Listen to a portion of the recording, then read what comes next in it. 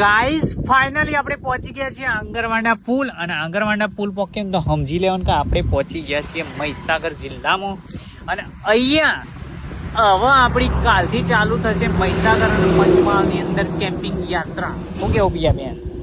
અને પિયાબેનને આજથી ચાલુ થાય છે પેપર ગાઈસ. તો એરા નહીં આવે પેપર પત તારુદી અને તારુદી આપણા આખો મહીસાગર અને પંચમહાલ બંને જિલ્લા કવર કરવાના છે. તમને ગાઈસ કોઈ જિલ્લા ભાડ્યા હોય ને તમને ખબર હોય તો કોમેન્ટ કરજો.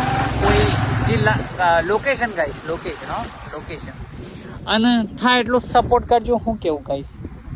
તો મજા આવે. શું કેવું પિયાબેન?